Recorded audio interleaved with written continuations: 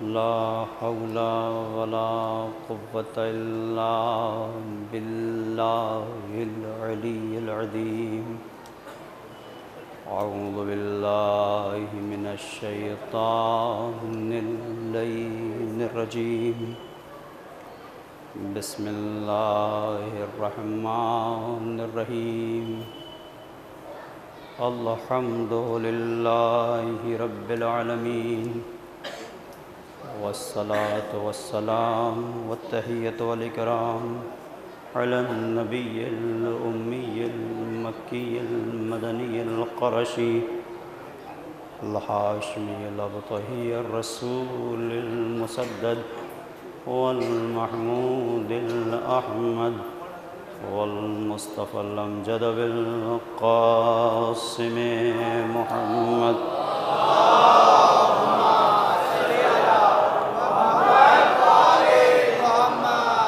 وعلى آله الطيبين الطاهرين المعصومين المظلومين لا سيما بقية الله الأعظم في الأرضين ولعنة الله على أعدائهم أجمعين من ليلنا هذا إلى قيام يوم الدين أما بعد فقد قال الله الحكيم في كتابه الكريم بسم الله الرحمن الرحيم قل إن كنتم تحبون الله فاتبعوني يحببكم الله ويغفر لكم ذنوبكم والله غفور رحيم قل أطيعوا الله والرسول فإن تولوا فإن الله لا يحب الكافرين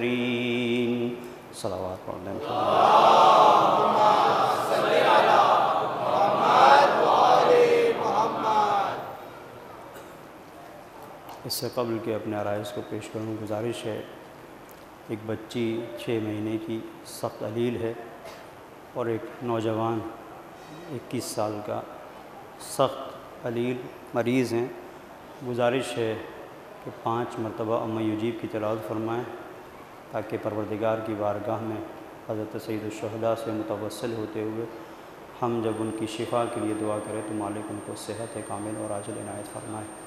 بسم اللہ الرحمن الرحیم امن یجیب المضطر اذا دعاه ویکشف السوء أَمَّن يُجِيبُ الْمُضْطَرَّ إِذَا دَعَاهُ وَيَكْشِفُ السُّوءَ أَمَّن يُجِيبُ الْمُضْطَرَّ إِذَا دَعَاهُ وَيَكْشِفُ السُّوءَ أَمَّن يُجِيبُ الْمُضْطَرَّ إِذَا دَعَاهُ وَيَكْشِفُ السُّوءَ أَمَّن يُجِيبُ الْمُضْطَرَّ إِذَا دَعَاهُ پروردگار بحق اہل بیت اطہار علیہ السلام بی بی سکینہ اور رقیہ کے صدقے میں اس بچی کو صحت کامل اور عاجل عنایت فرما۔ صلوات پڑھ دیں محمد اور آل محمد پر۔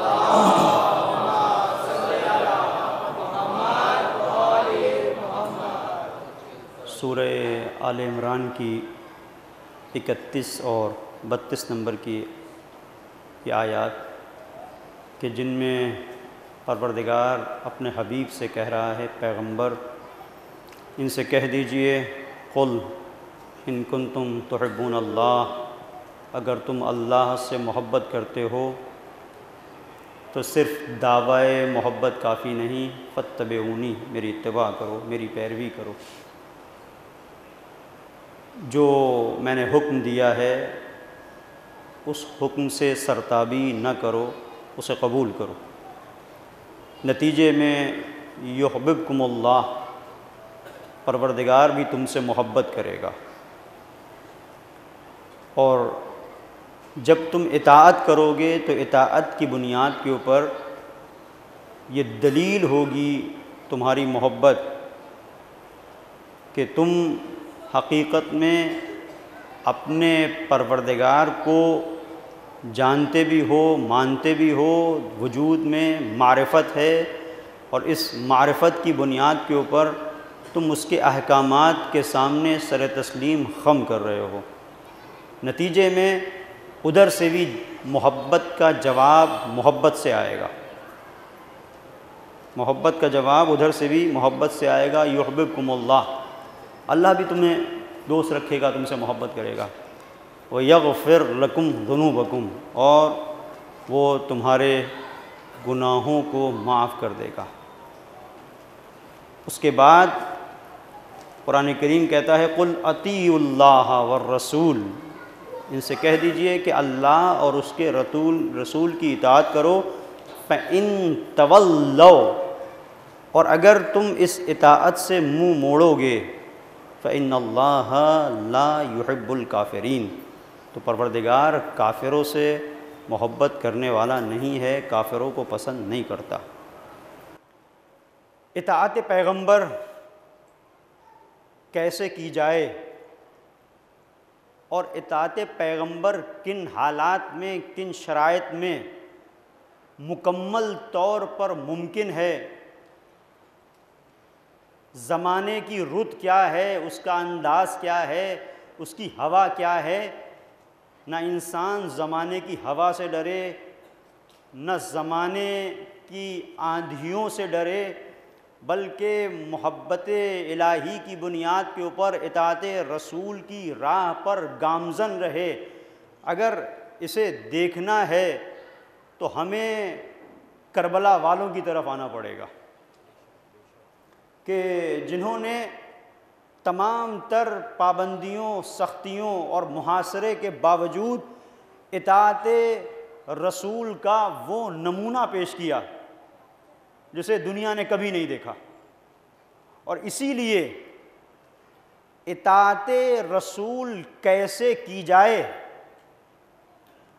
اطاعت رسول کیسے کی جائے، کیسے ہم پیغمبر کی ہر بات پر دل سے والہانہ طور پر آمادہ ہوں اسے قبول کرنے کے لیے، اور جو کچھ پیغمبر کہہ رہے ہیں ہمارا دل اسے تسلیم کرے۔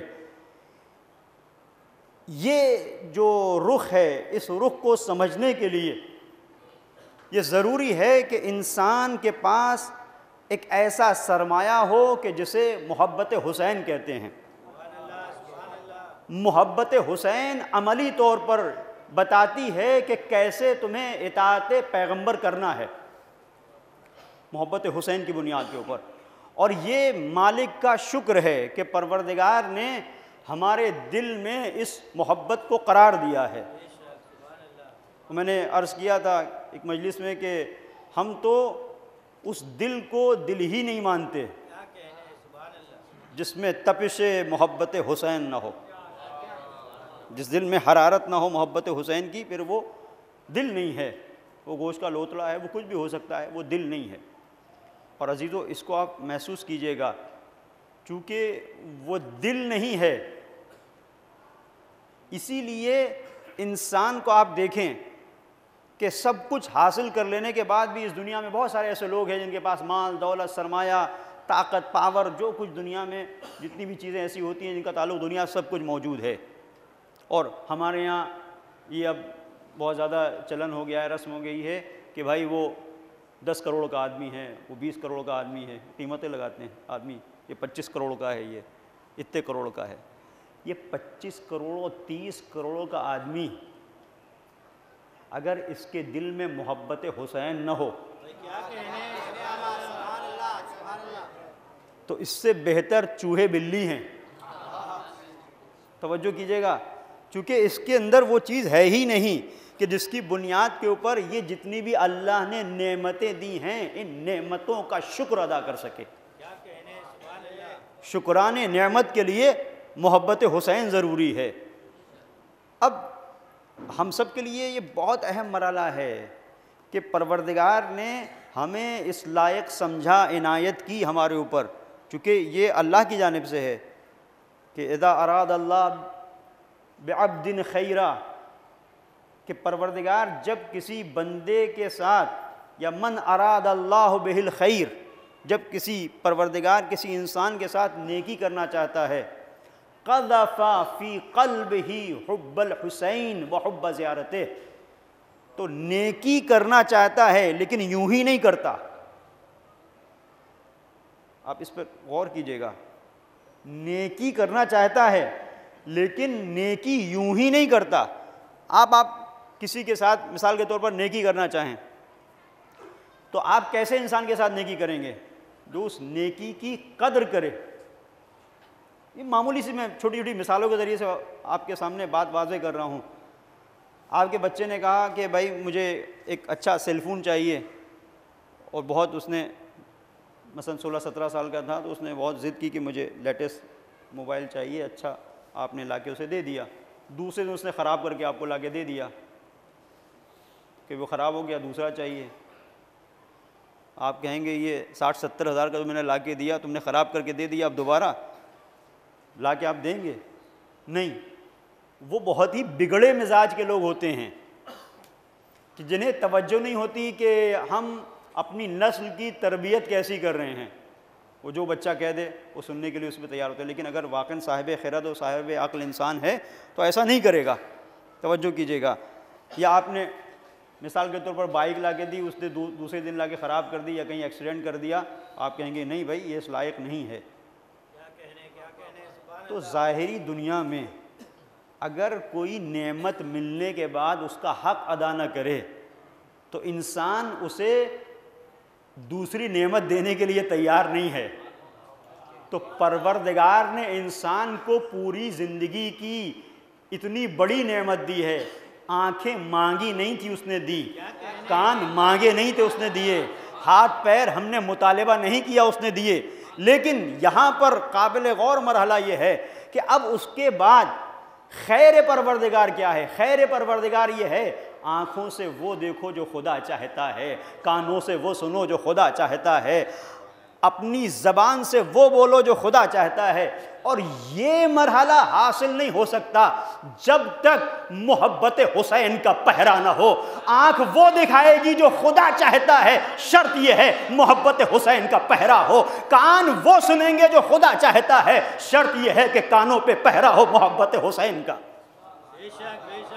اب جب یہ منزل ہے تو من اراد اللہ بہ الخیر، پروردگار جس کے ساتھ بھی نیکی کرنا چاہتا ہے تو اب نیکی کرنا چاہتا ہے لیکن پہلے محبت حسین کا پہرا بٹھا دیتا ہے. اب کچھ دل وہ ہوتے ہیں جو محبت حسین کو ایکسیپٹ کر لیتے ہیں، قبول کر لیتے ہیں. جیسے ہی قبول کر لیتے ہیں ان کی زندگی میں برکتوں کا نزول ہونے لگتا ہے. کچھ وہ لوگ ہوتے ہیں جنہیں اتنی زیادہ یزیدیت سے انسیت ہے کہ کسی بھی مرحلے میں محبت حسین جیسا پاکیزہ جذبہ ان کے نجس دل قبول کرنے کے لیے تیار نہیں ہوتے. لہذا ذلتیں ان کا مقدر بن جاتی ہیں، تحقیر ان کا مقدر بن جاتی ہے. لوگ انہیں ذلیل کرتے ہیں اور ذلتوں میں اپنی زندگی گزارتے رہتے ہیں. عزتوں کے پاس آنا نصیب نہیں ہوتا، اس لیے کہ حسینیت جہاں پر ہے وہاں پر عزت ہے، اور جہاں حسین ہے وہاں ذلتوں کا پتہ نہیں. ہیہات من الذلہ، یہ اعلان ہے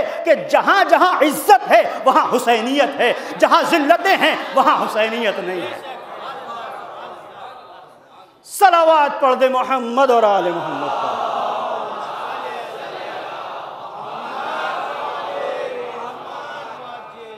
اور یہ کتنا بڑا سرمایہ ہے کہ ہم جو یہاں بیٹھے ہیں یعنی عشق حسین کی شمع جلا کے بیٹھے ہیں. محبت حسین کی یہ فرش عزا یہ کیا ہے؟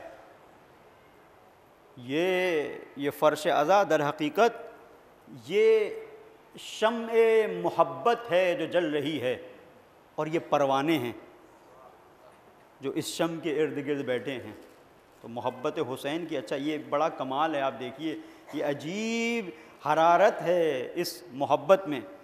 آپ کتنے لوگوں کو اپنے ہاں دعوت دیتے ہیں کسی پروگرام میں، شادی میں، کسی اور کوئی انوگریشن ہوتا ہے، بہت سارے لوگ ہیں، 10 بار آپ ان کو میسیج بھی کریں، کال بھی کریں، اس کے بعد بھی آخر میں بھائی نہیں آ سکے. یہ صرف محبت حسین کا کمال ہے. انویٹیشن دینے کی ضرورت نہیں، دعوت نامہ بھیجنے کی ضرورت نہیں، بس صرف محرم کا چاند نمودار ہوتا ہے، عاشقان حسینی جمع ہو جاتے ہیں. یہ محبت حسین، عاشقان حسینی عشق حسین میں جمع ہو جاتے ہیں. اور اب یہاں پر یہ معرفت کی منزل ہے کہ جب محبت حسین کا عظیم سرمایہ آپ کو مل گیا تو کسی چیز کی ضرورت نہیں ہے.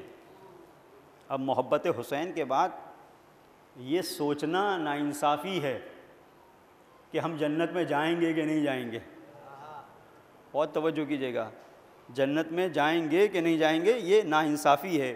بالکل ویسے ہی آپ کی خدمت میں عرض کروں کہ امام جعفر صادق علیہ السلام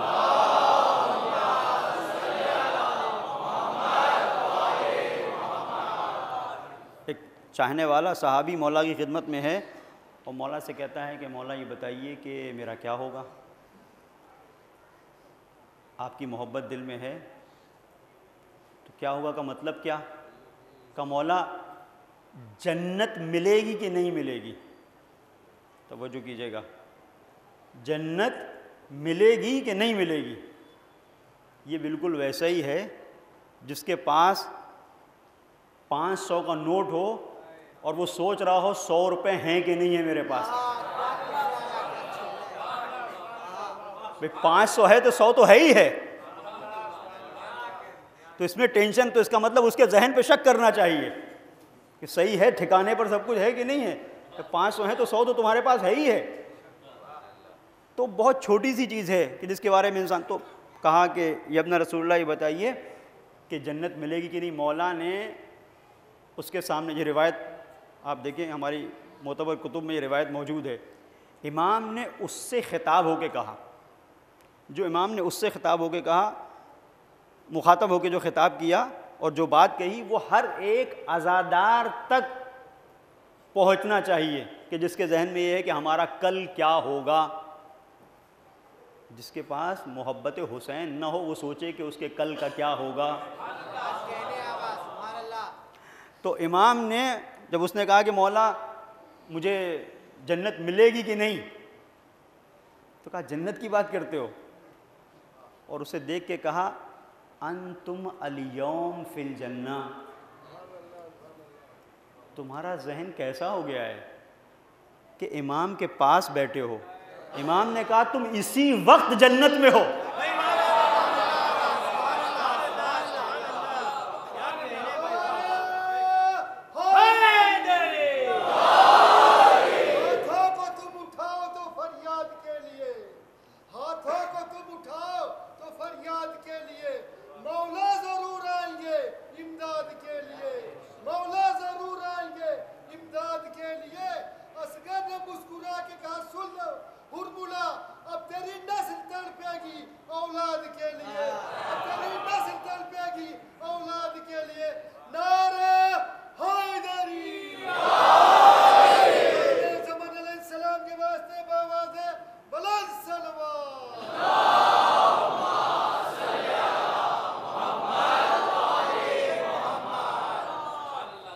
تو تم آج جنت میں ہو, تمہیں کون سی جنت چاہیے؟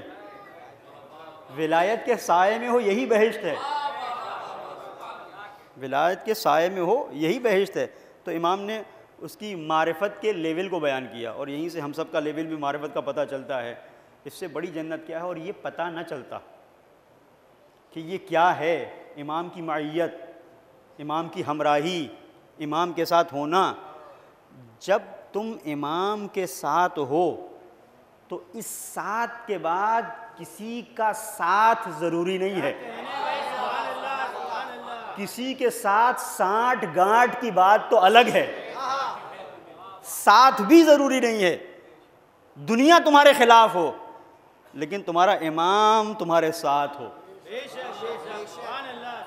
بس تمہارا امام تمہارے ساتھ ہو. اور اگر تمہارا امام تمہارے ساتھ ہے اب کسی چیز کی کوئی ٹینشن کی ضرورت نہیں ہے.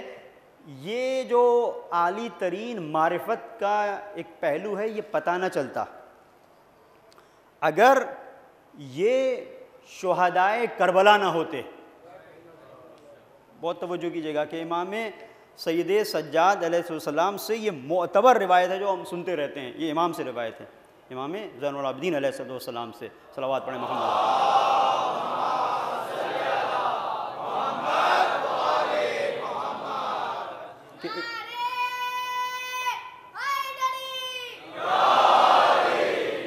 کہ امام نے فرمایا کہ شب عاشور میرے بابا نے اصحاب باوفا کو جمع کیا اور جمع کرنے کے بعد ان سے فرمایا قد غشی علیکم اللیل، رات تیزی کے ساتھ تمہاری طرف آ رہی ہے، قد غشی علیکم اللیل فاتخذوہ جملا، اس رات کو سپر بنا لو، اس رات کو تم سپر بنا لو، انتم فی حل، تم سب کے سب آزاد ہو، سب کو میں نے چھوڑ دیا، لیس علیکم منی ذمام،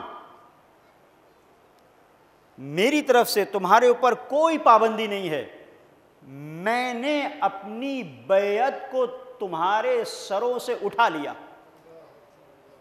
چلے جاؤ۔ اصحاب وفا سے سید الشہداء کہہ رہے ہیں کہ تم سب کے سب چلے جاؤ رات کی تاریکی میں، اور بعض تاریخوں میں ملتا ہے کہ سید الشہداء نے جلتے ہوئے چراغ کی لو کو بجھا دیا کہ اگر تمہیں جانے میں شرم آ رہی ہے کہ لوگ دوسرے دیکھ لیں گے کہ فلاں اٹھ کے چلا گیا، فلاں چلا گیا، تو اندھیرے میں چلے جاؤ، اندھیرے میں نکل جاؤ۔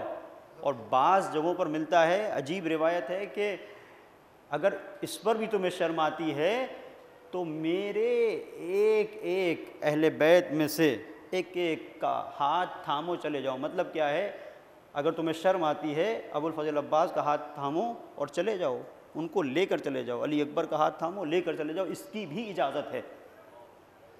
اس کے بعد بھی وہ لوگ ایمان کی یہ محبت حسین ہے، توجہ کیجیے گا۔ ہم جو کرتے ہیں ہمیں نہیں پتا یہ محبت ہے کہ نہیں ہے، لیکن شہدائے کربلا نے جو کی ہے وہ ضرور محبت ہے۔ اس کے بعد بھی بیٹھے رہے، اتنا کہنے کے بعد بھی بیٹھے رہے۔ اب اس کے بعد سید الشہداء اور کیا کر سکتے تھے؟ سید الشہداء نے ایک مرتبہ اشارہ کیا کہ اگر تم یہ سوچتے ہو کہ میرے جد کو جواب کیا دو گے، نانا کو جواب کیا دو گے کہ حسین کو تنہا چھوڑ دیا، اور تمہاری عاقبت کا کیا ہوگا، تو میں حسین ضمانت لیتا ہوں، اور صرف ضمانت نہیں لیتا ہوں بلکہ اشارہ کیا، حبیب تمہارا مقام بہشت میں یہ ہوگا، بریر تمہارا مقام یہ ہوگا، زہیرقین تمہارا مقام یہ ہوگا، ابو سمامہ تمہارا مقام یہ ہوگا، مسلم بن اوسجہ تمہارا، ہر ایک صحابی کو مولا نے بہشت میں اس کا مقام بھی دکھایا۔ عزیزو آپ سوچ سکتے ہیں کہ اگر حسین جیسی ذات جو سرداران جوانان جنت کا جن کے سر پر تاج ہے، وہ اگر کسی کی بہشت کی ضمانت لے لے تو کوئی ہے جو کہے کہ نہیں بہشت اس کی نہیں؟ ہو سکتا ہے کہ کوئی ایسا شخص ہو جس نے بہت نیک اعمال کیے ہوں، لیکن آخر وقت میں کہا جائے کہ بہشت تمہاری نہیں، اس لیے کہ فلاں عمل تم نے لوگوں کو دکھانے کے لیے کیا، فلاں قابل قبول نہیں، فلاں ایسا فلاں ایسا، ہزار مشکلیں ہمارے عمل کے اندر نکل آئیں۔ لیکن اگر سید الشہداء نے ضمانت لے لی تو اب کوئی پوچھے گا نہیں تم نے کیا کیا کیا نہیں کیا۔ اب کسی میں جرأت نہیں ہے کہ وہ سوال کرے کہ تم نے کیا کیا، اس کے پاس ایک پروانہ ہوگا، مجھے بہشت کی ضمانت سید الشہداء نے دی ہے، اور جس کے پاس ضمانت سید الشہداء ہو اس سے کوئی سوال نہیں ہونے والا ہے زندگی کے بارے میں۔ بہت توجہ کیجیے گا، اتنی آسانی کے بعد یہ دیکھیں محبت حسین، اتنی آسانیوں کے باوجود اب جب ایک خاموشی تھی، اس خاموشی میں سب سے پہلی ذات کہ جس کی آواز گونجی فضائے کربلا میں وہ حضرت ابو الفضل عباس، اس کے بعد دوسرے اصحاب سب نے بیک زبان ہو کے کہا کہ مولا ہم آپ کے ساتھ اس لیے نہیں آئے کہ ہم جنت میں چلے جائیں آپ کو تنہا چھوڑ دیں۔ اس کا مطلب بتانا یہ چاہتے ہیں کہ آپ کے بغیر جنت بھی ہمارے لیے جہنم ہے، ہمیں ایسی جنت نہیں چاہیے۔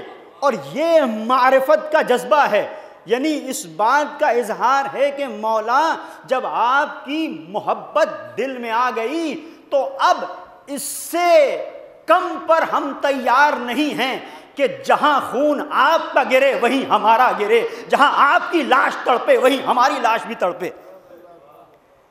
جو درد آپ محسوس کریں وہی ہم بھی محسوس کریں، اور اسی میں لذت ہے. بہت توجہ کیجیے گا، اور اسی کے اندر لذت ہے، اور یہی حقیقی آزادی اور حقیقی حریت ہے. محسوس کیجیے گا کس منزل پر میں آپ کو لے کے آ رہا ہوں کہ یہ محبت حسین یہ کتنی بڑی طاقت ہے، اور پھر دفاع حق انسان کیسے کرتا ہے. مولا کائنات امیر المومنین علی ابن ابی طالب علیہ السلام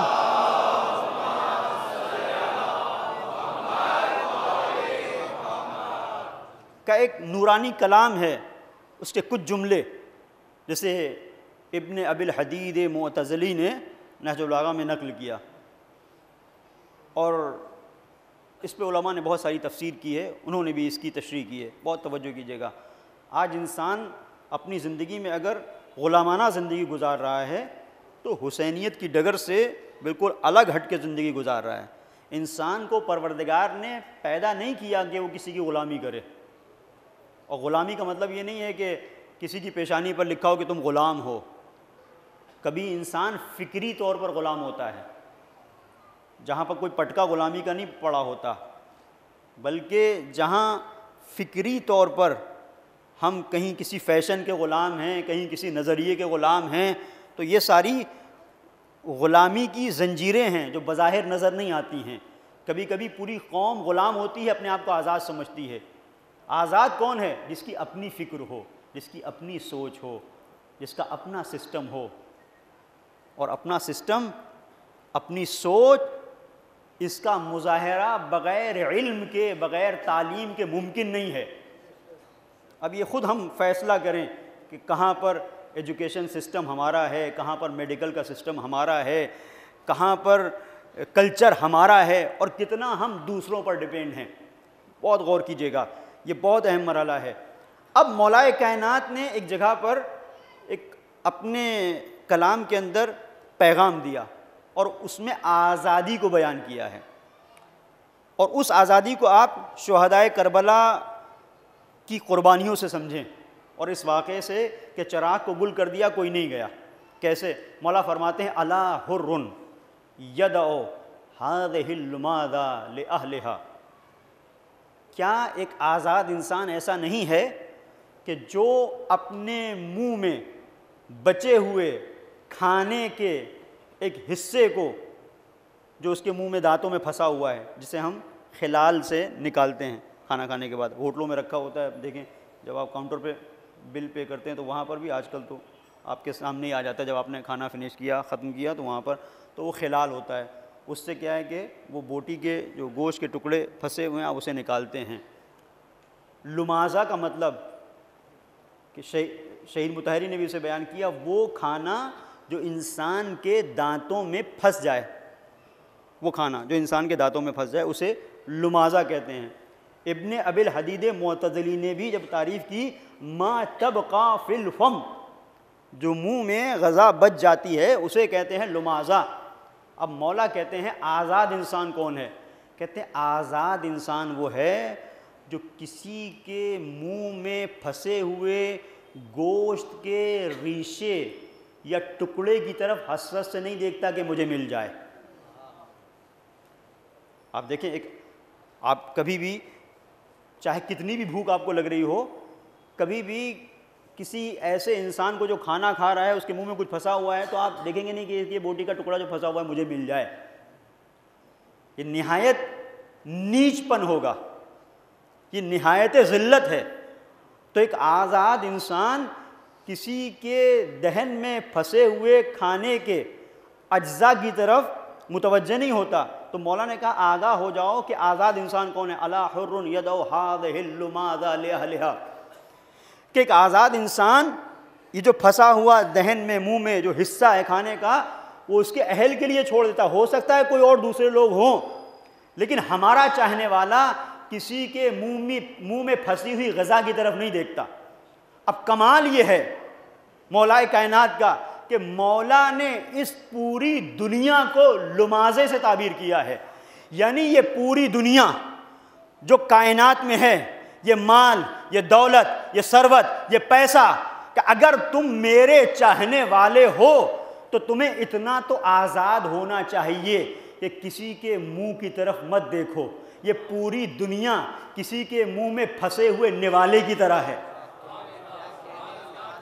تو کوئی اس دنیا کے لیے حق کو ناحق کرے لیکن ہمارا شیعہ نہیں کرے گا.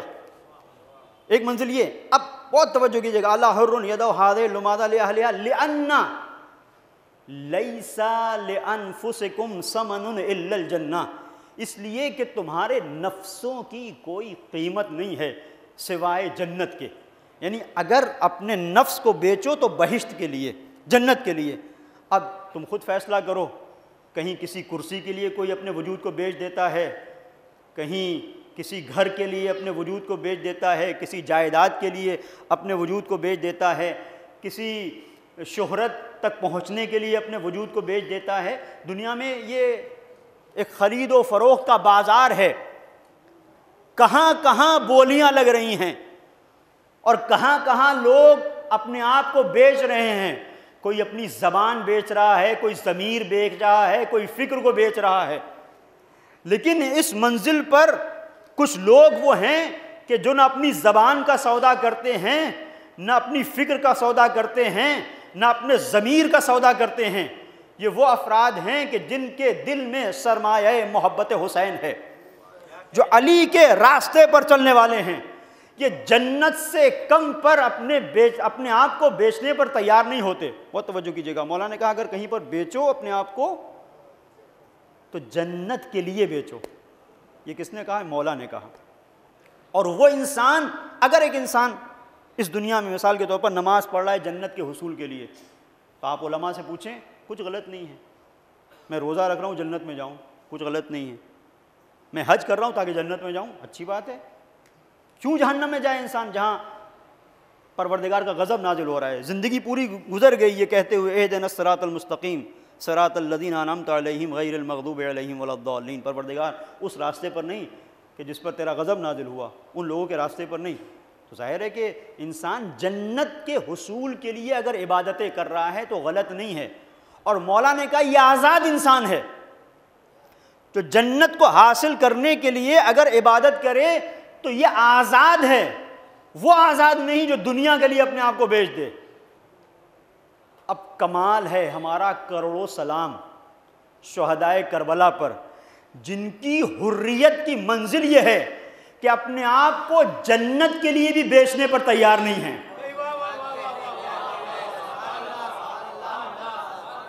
محسوس کیجئے گا کہ جنت کے لیے بھی بیچنے کے لیے تیار نہیں ہے. یعنی ہماری سطح فکری اتنی بلند ہے کہ دنیا جس کو طلب کرنے کے لیے، جس کو حاصل کرنے کے لیے راہ راست پر آتی ہے. سچ اس لیے تاکہ جنت مل جائے، جھوٹ اس لیے نہیں تاکہ جنت نہ چھل جائے. جھوٹ اس لیے نہیں بولتے، ہم سچ کی راہ پر چلتے ہیں اس لیے چلتے ہیں تاکہ جنت مل جائے. جھوٹ نہیں بولتے ہیں، نہیں بولتے ہیں، جھوٹ نہیں بولیں گے. کیوں؟ تاکہ جنت تک پہنچ جائیں. اچھائیاں کریں گے تاکہ جنت تک پہنچ جائیں. جتنی بھی نیکیاں ہیں یہ انسان دنیا میں کرتا ہے جنت کے لیے. اور جنت کے لیے اگر کوئی نیکی کرے تو دین کی نظر میں مذموم نہیں، بلکہ مولا کہتے ہیں کہ آزاد انسان ہے. لیکن کمال ہے شہدائے کربلا کا کہ جو کہتے ہیں ہم اگر نیکی بھی کریں گے تو جنت کے لیے نہیں، محبت حسین سے بڑھ کر کوئی سرمایہ نہیں ہے. جس کے دل میں محبت حسین آ جاتی ہے جنت کی اس کے سامنے کوئی اوقات نہیں رہتی ہے، اس لیے کہ ہمارے دل میں محبت حسین ہے. اب محبت حسین کا تقاضا یہ ہے ہم اچھائیوں کی طرف چلیں.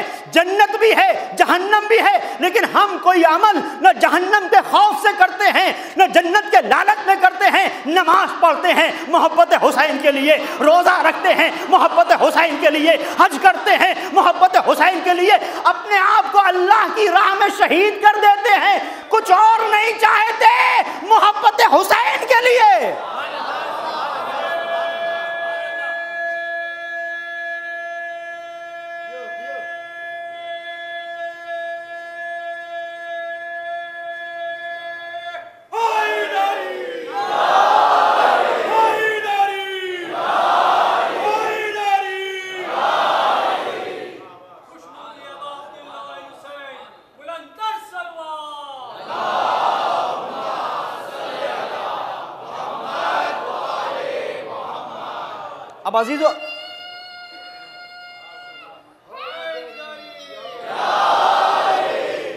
اب عزیزو جوانوں کو ٹھیک ہے کہ روایات موجود ہیں، لیکن ایک دوسرا رخ بھی ہے ان کو صحیح راہ پر لانے کا، اور یہ محبت حسین کے سرمایے سے آشنا کرنے کا ہے۔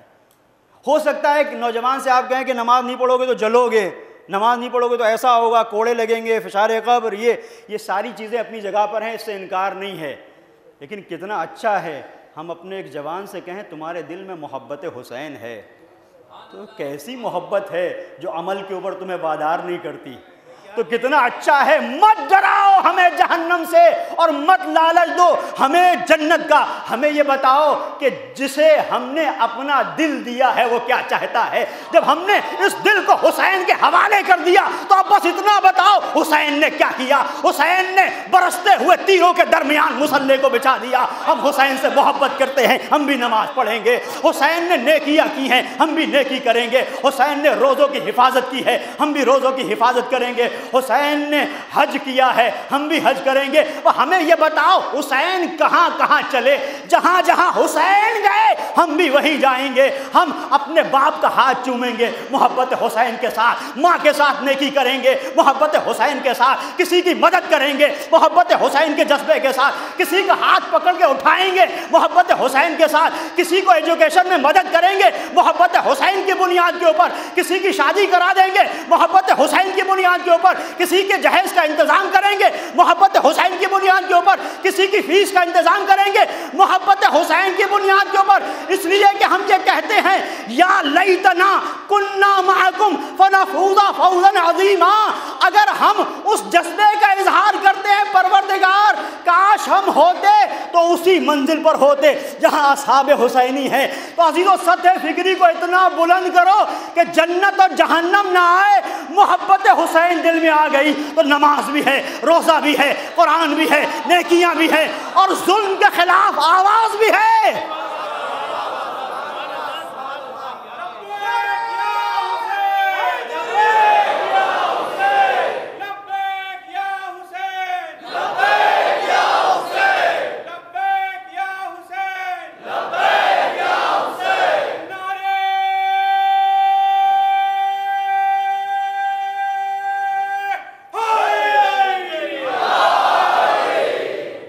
بس اب ہمیں صرف اتنا بتاؤ حسین کہاں کہاں گئے، جہاں جہاں گئے وہاں جائیں گے، اور ہمیں یہ بتاؤ حسین کس کس سے ٹکرائے، تو جس سے حسین ٹکرائے ہم اس سے ٹکرائیں گے۔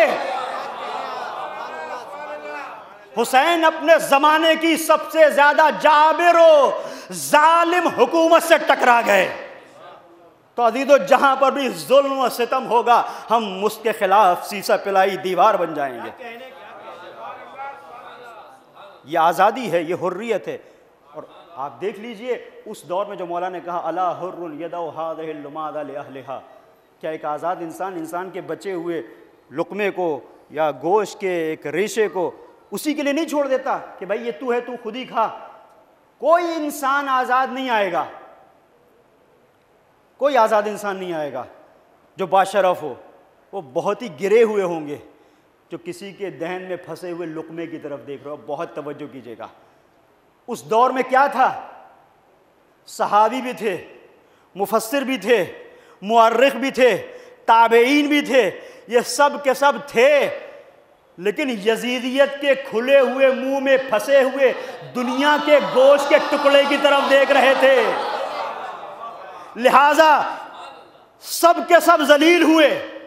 ٹائٹل بڑے بڑے تھے لیکن سب کے سب ذلتوں کے کھنڈر میں دفن ہو گئے، عزتوں کے راستے پر چلے صرف 72۔ یہ سب کے سب یزیدیت کے کھلے ہوئے دہن میں دبے ہوئے دنیا کے گوشت کے ٹکڑے کی طرف دیکھ رہے تھے، اور حسین نے انکار کر دیا۔ حسین علی کا بیٹا ہے، اور علی نے کہا کہ ایک آزاد انسان نہیں دیکھتا، اور یہ ریت کل کی نہیں ہے، آج تک چلی، پوری توجہ کیجئے گا۔ کل یزیدیت کے منہ میں بچے ہوئے لقمے پر، اور لقمہ تو بہت دور ہے، یزیدیت کے گال پر تماچا مارا تھا سید الشہداء نے، اور وہاں سے ریت بنی کہ حسین نے آواز دی مثلی لا یبایو مثلا، مجھ جیسا تجھ جیسے کی بیعت نہیں کر سکتا۔ تو اب جہاں جہاں پر بھی حسینیت ہوگی، کوئی بھی مقابلے پر یزید کیوں نہ ہو، حسینیت جھکے گی نہیں، اس لیے کہ حسین کا تعلق غدیر سے ہے۔ غدیر کا مولا بلندیوں کی طرف بلاتا ہے، من کنت مولا فہذا علی المولا۔ اور حسین کے لیے بھی عجیب ہے، دو ہی تاریخ میں مقامات ملتے ہیں جہاں پر ہاذا کا لفظ بلندی کے استعارے کے ساتھ پیغمبر نے استعمال کیا، یا باپ کو بلند کیا من کنت مولا فہذا علی المولا، یا حسین کو بلند کیا ہاذا حسین فارغو، یہ حسین ہے، اس کو پہچانو۔ اس کا مطلب یہ ہے کہ چاہے حسین کے باپ کے راستے پر چلو بلندیوں تک لے کے جائے گا، چاہے حسین کے راستے پر چلو بلندیوں تک لے کے جائے گا۔ بہت توجہ کیجئے گا، کل حسین نے یزیدیت کے کھلے ہوئے منہ پر، کہ جس سے بڑے بڑے صحابی، بڑے بڑے مفسرین، بڑے بڑے تابعین یہ سب کے سب کھا رہے تھے اور اسی کا کھا رہے تھے، لیکن حسین نے تماچا مار کے بتایا حسین فاطمہ کی آغوش کا پروردہ ہے۔ 1400 سال بعد آج یہ ساری مسلم ریاستیں دنیا کے طاقتور ترین ملک کا منہ جو کھلا ہوا ہے اسی سے کھا رہی ہیں۔ ٹیکنالوجی تم دے دو، علم تم دے دو، اسلحہ تم دے دو، یہ منہ میں پھنسے ہوئے گوشت کے لوتھڑے ہیں کہ جن کے پیچھے وہی جائیں گے جن کا تعلق مکتب علوی سے نہیں ہے، اور جو علی اور حسین کا وارث ہوگا۔ ہم نے دیکھا 1400 سال پہلے حسین نے یزیدیت کا تماچا مارا تھا، آج حسین کے وارث سید علی نے دنیا کی سب سے بڑی طاقت کو تماچا مارا۔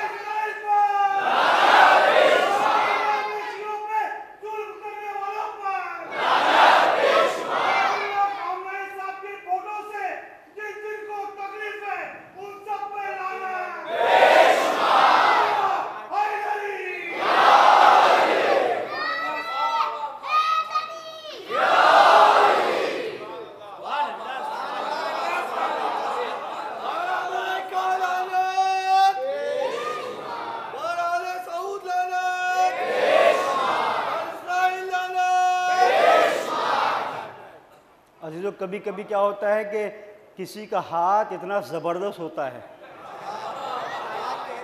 دست ید اللہ۔ ابو جہل سے پوچھو کیا ہوا تھا، زندگی بھر منہ ٹیڑھا رہا۔ تو آج بھی یہ ٹیکنالوجی کے عمر ابن عبدالود کا منہ جیسے ٹیڑھا ہوا ہے، خود اسے پتا ہے کہ کیا ہوا۔ کبھی کبھی تماچا جب پڑتا ہے تو دانت گر جاتے ہیں۔ یہ وارث حسین نے ایسا تماچا مارا کہ اب دانت کے الگ الگ نام ہوتے ہیں، وہ ڈینٹسٹ جانتے ہیں، آگے کا دانت پیچھے کا دانت، میں ایک الگ دانت کی قسم بتا رہا ہوں۔ یہ جو تماچا پڑا یہ دنیا کی سب سے بڑی یزیدی طاقت کے منہ پر، یہ حسین کے وارث کا تماچا پڑا تو ہم نے نکلتے ہوئے دونوں جبڑوں کو دیکھا، سامنے کے دانتوں کو دیکھا۔ کیسے؟ جب تماچا پڑا تھوڑی دیر کے بعد جب جنگ کی دھن چھٹی تو کہیں دیکھا آئرن ڈوم پڑا تھا، کہیں دیکھا ٹاٹ پڑا تھا، کہیں دیکھا F-35 پڑے تھے بکھرے ہوئے۔ یہ حسینیت کا تماچا ہے، جب یہ پڑتا ہے تو چھٹی کا دودھ یاد آ جاتا ہے۔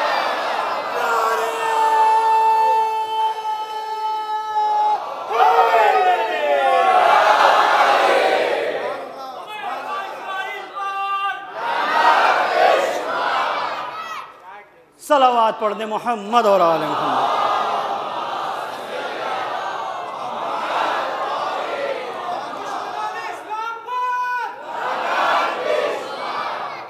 تو عزیزو، یہ آج جو ہمارے سامنے حالات ہیں، یہ حق و باطل کو ہمارے لیے واضح کر رہے ہیں، بالکل واضح، جس طریقے سے سید الشہداء نے کربلا میں واضح کیا تھا۔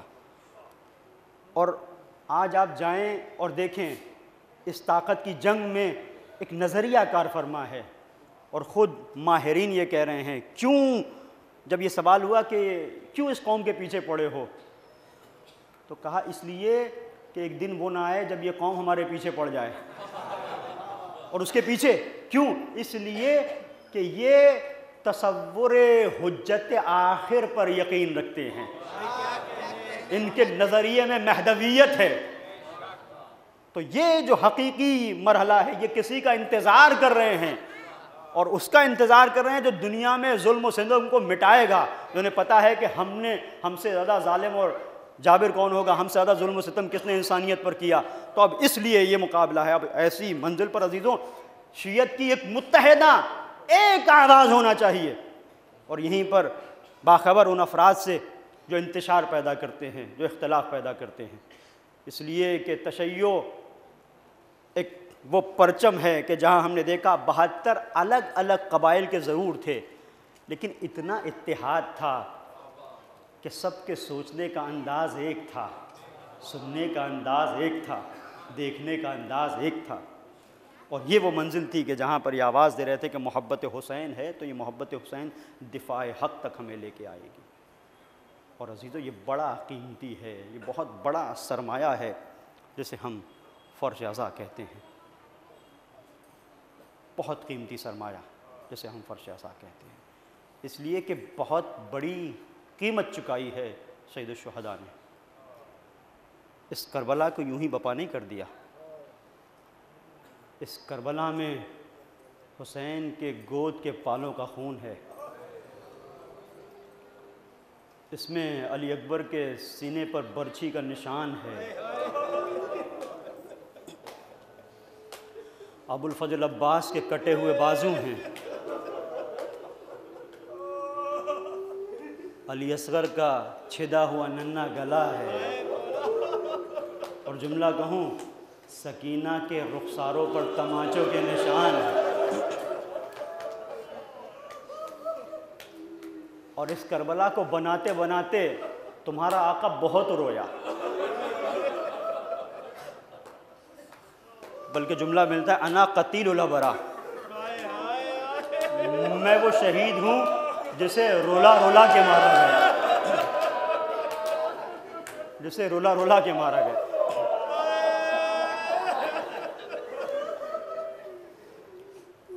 عجیب منزل عزیزو، جب کوئی بہت زیادہ مشکل میں اور پریشانی میں ہوتا ہے تو اپنوں کو یاد کرتا ہے۔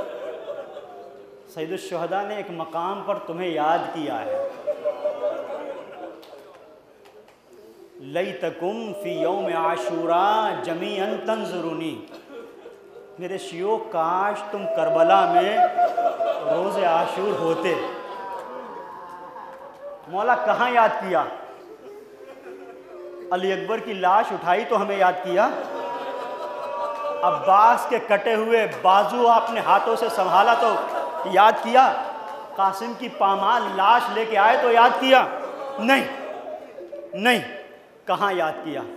مولا خود بیان کرتے ہیں، لیتکم فی یوم عاشوراء جمیعا تنظرونی کیف استسقی لطفلی فابوا ان یرحمونی، کاش تم کربلا میں ہوتے تو اپنے آقا کی غربت کو دیکھتے کہ کیسے اپنے ننھے بچے کے لیے پانی مانگ رہا تھا، فابوا ان یرحمونی۔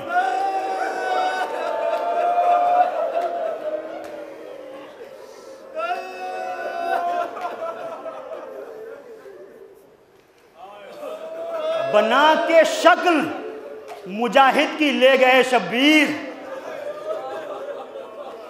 بنا کے شکل مجاہد کی لے گئے شبیر، الٹ دیا علی اصغر کی آستینوں کو اور لے کے آئے۔ یہ وہ مقام ہے کہ جہاں مولا نے تمہیں یاد کیا ہے، کاش تم کربلا میں ہوتے۔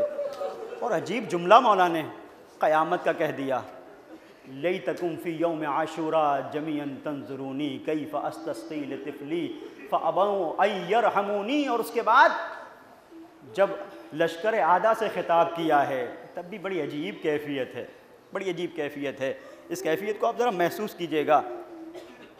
یا قوم، لشکر اشقیاء سے خطاب ہے، یزیدیوں کے لشکر سے، یا قوم ان لم ترحمونی ارحموا ھذا الطفل، اگر تم میرے اوپر رحم نہیں کھاتے اس بچے پر تو رحم کرو، اس نے تمہارا کیا بگاڑا ہے۔ اس کے بعد کا جملہ کیا ہے؟ اما ترونہ کیف یتلذذ شانہ، تم نہیں دیکھتے یہ میرا بچہ کس طرح سے اس مچھلی کی طرح تڑپ رہا ہے جیسے پانی سے نکال لیا گیا ہے۔ محسوس کرو گے مولا کے درد کو۔ علماء نے بیان کیا جب مچھلی کو پانی سے نکالا جاتا ہے 3 کیفیتیں ہوتی ہیں۔ مچھلی کبھی اوپر جاتی ہے کبھی نیچے، اوپر کبھی نیچے، اتنی طاقت ہوتی ہے کہ اوپر نیچے جاتی ہے۔ جب یہ طاقت بھی ختم ہو جاتی ہے تو مچھلی کروٹیں بدلتی ہے، کبھی اس کروٹ، کبھی اس کروٹ، کبھی اس کروٹ، کبھی اس کروٹ۔ اور جب اتنی طاقت بھی نہیں رہتی کہ کروٹیں بدلے تو مولا کیا کہتے ہیں عزیزو؟ علماء نے بیان کیا تیسری کیفیت یہ ہے کہ جب مچھلی کو پانی سے نکلے ہوئے بڑی دیر ہو جائے، جب دیر ہو جائے اس کے بعد اب مچھلی کو پانی میں ڈال دو تب بھی نہیں بچتی، تو کیفیت کیا ہوتی ہے؟ مچھلی کبھی اپنے منہ کو کھولتی ہے کبھی بند، کبھی منہ کو کھولتی ہے کبھی بند کر لیتی ہے۔ یعنی مولا کہنا یہ چاہتے ہیں اصغر اتنا پیاسا ہے کہ اس کے اندر اتنی طاقت نہیں کہ کروٹیں لے سکے، منہ کو کھولتا ہے بند کر لیتا ہے۔ اور اس اصغر کو کیسے لے کے آئے، کیسے لے کے آئے؟ ماں سے نہیں مانگا۔ میں آج مقتل پڑھ رہا تھا، ام کلثوم سے کہا ہے، بعض علماء کہتے ہیں جناب زینب سے کہا ہے میرے شیرخوار کو دے دو۔ ماں سے نہیں مانگا، بہن سے مانگا ہے۔ وجہ کیا ہے؟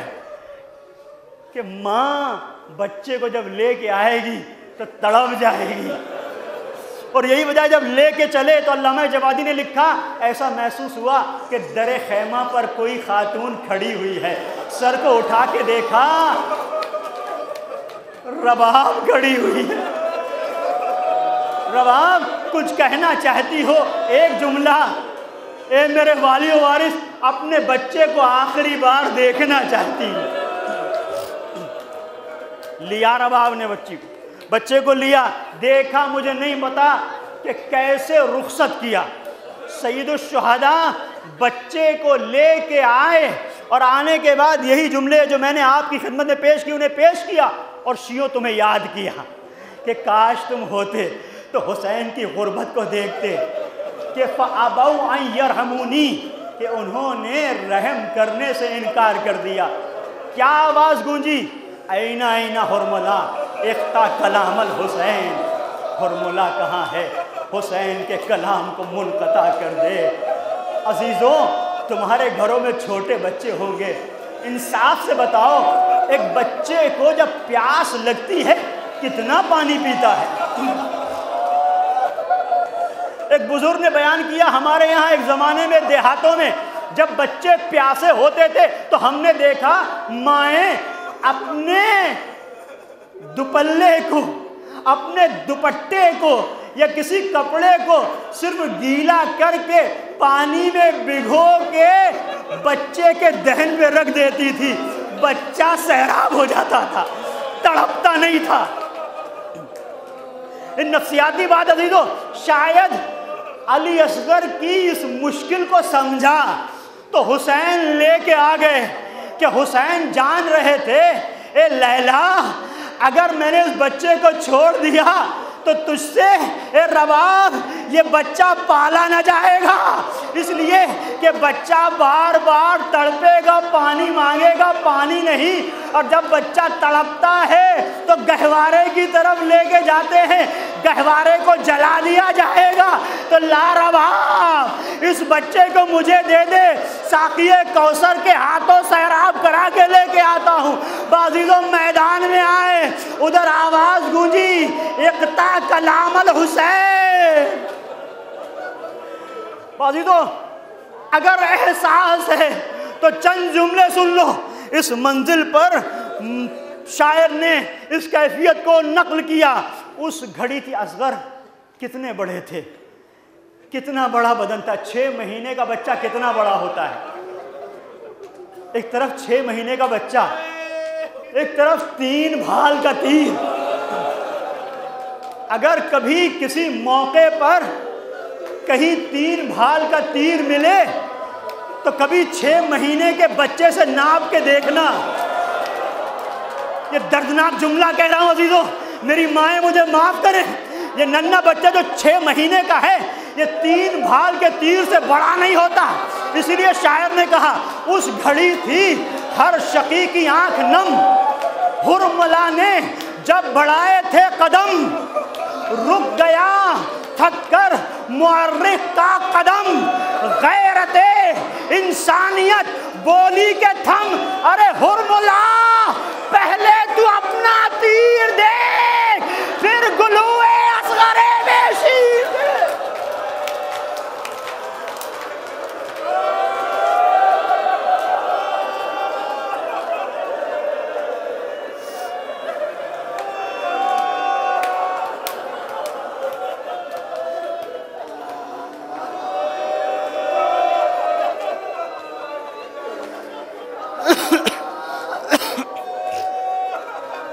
جوانو سلامت رہو، یہی انداز ہے نا گریے کا، شش ماہے کا ماتم ہے۔ ایک اور حساس جملہ کہوں اس گریے کو دیکھتے ہوئے، اس گریے کے ساتھ اپنی آگے کی زندگی کی منصوبہ بندی کرو، پروگرامنگ کرو، حسین کو سامنے رکھتے ہوئے۔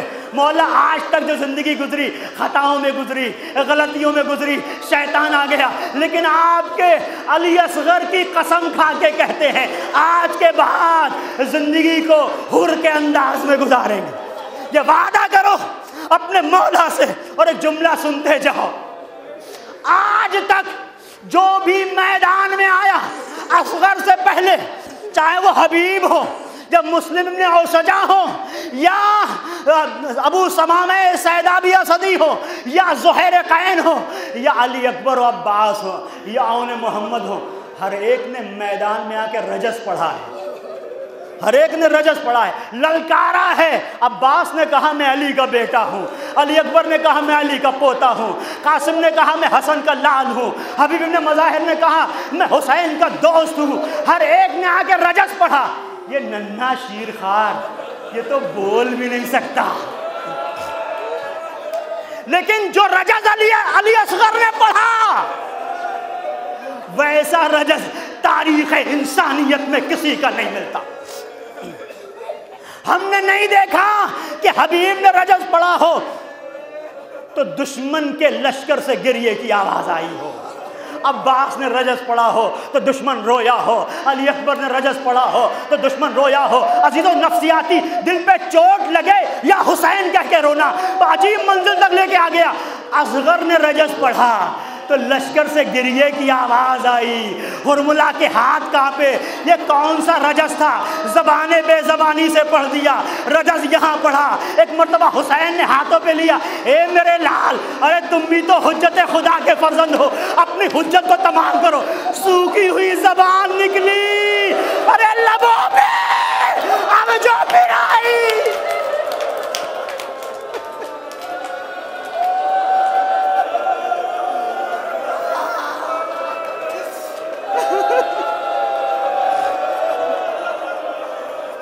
کیوں نہ رو دوستوں؟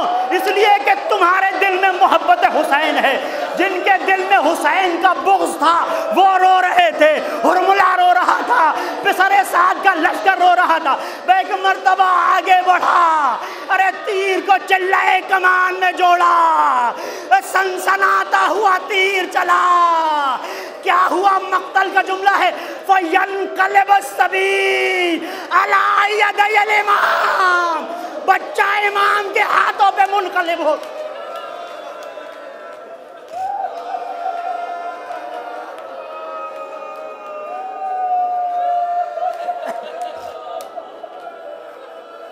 سوال، اصغر کو باب الحوائج کہا جاتا ہے، آؤ اصغر کی بارگاہ میں مولا سے حاجتوں کو طلب کریں۔ باب الحوائج کی بارگاہ میں ایک سوال، اصغر یہ پلٹ کیوں گئے؟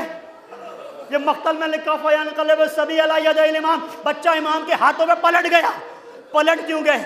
شاید اصغر آواز دیں، تم نے دیکھا نہیں میرا بابا بوڑھا ہے، ضعیف ہے، کڑیل جوان علی اکبر سے میں نے سیکھا، اپنے بڑے بھائی سے سیکھا، چھوٹے بھائی بڑے بھائیوں سے سیکھتے ہیں، انہی کی طرح کا انداز اختیار کرتے ہیں، انہی کی طرح بولنا چاہتے ہیں، انہی کی طرح چلنا چاہتے ہیں۔ جب یہ ریت ہے تو شہادت بھی ویسے ہی جیسے بڑے بھائی نے پیش کی، کہا دیکھا نہیں، عزیزوں میرا ساتھ دو، پہچانو، اور بی بی زہرا کو پرسہ دیتے ہوئے چلو، گریہ کی آوازیں بلند ہو تو روکنا نہیں۔ کیا کہا اصغر نے؟ تم نے دیکھا نہیں جب میرا بابا میرے بھیا کی لاش پہ پہنچا تو سینے میں برچھی کا پھل تھا، علی اصغر نے اس زخم کو چھپا لیا تھا۔ کیوں چھپایا؟ کہ باپ ضعیف ہے، بوڑھا ہے، جوان کا زخم ہے۔ ہمارے یہاں غموں کو چھپا لیا جاتا ہے۔ عزیزو، علی اکبر کے ہاتھ بڑے تھے، سینے کا زخم چھپا لیا، میرے ہاتھ چھوٹے چھوٹے ہیں، گلے کا زخم نہ چھپا سکا، میں نے اپنے آپ کو پلٹ دیا۔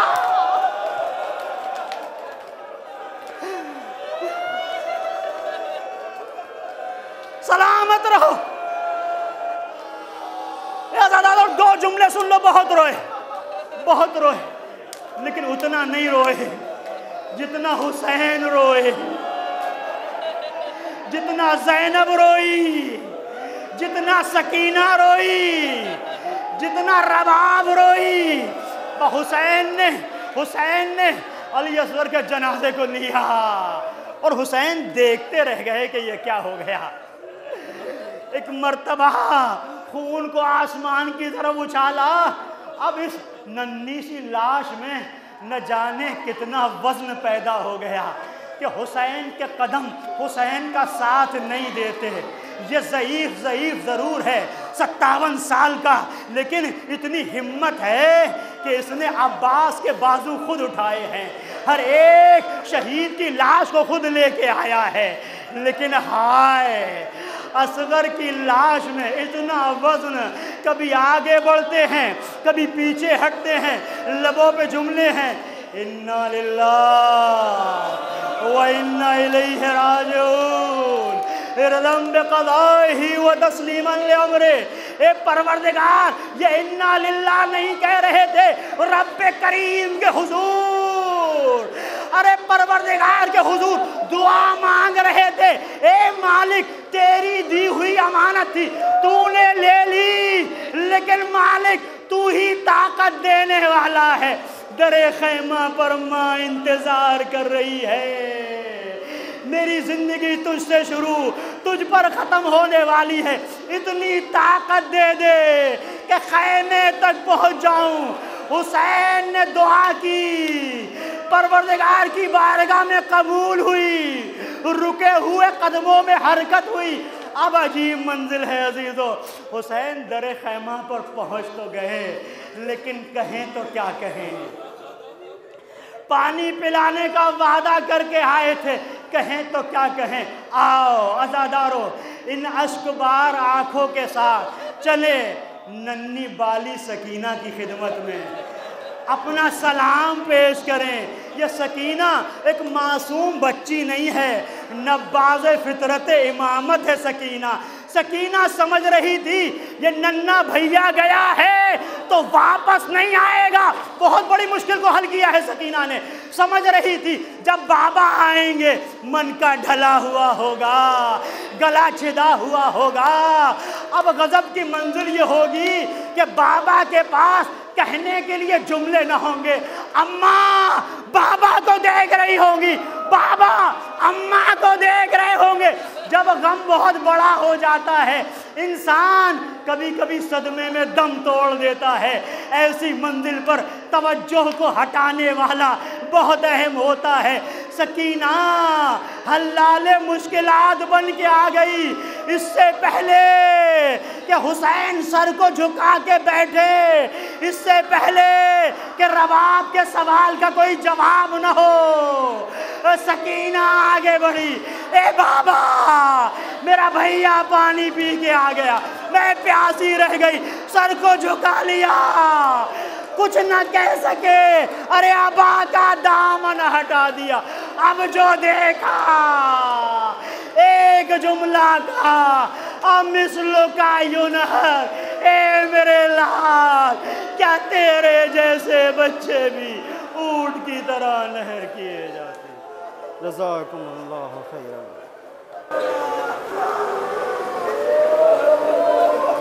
سيعلم الذين ظلموا أيّ منقلب ينقلبون ربنا تقبل منا انك انت السميع العليم۔ پروردگار واسطہ محمد و آل محمد کا ہماری اس مختصر سی ادا کو اپنی بارگاہ میں قبول فرما۔ میرے مالک تجھے واسطہ محمد و آل محمد کا جو حضرات بھی فرش ادا پر حاضر ہیں، پروردگار باب الحوائج علی اصغر کے صدقے میں ان کی دینی دنیاوی حاجات کو اپنی بارگاہ میں ورلا۔ جو حج و زیارت کے مشتاق ہیں توفیق حج و زیارت نصیب فرما۔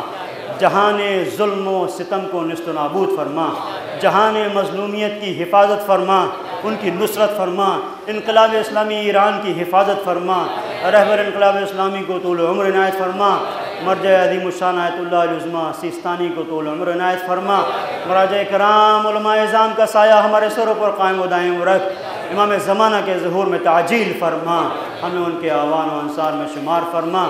ربنا تقبل منا انک انت السمیع العلیم۔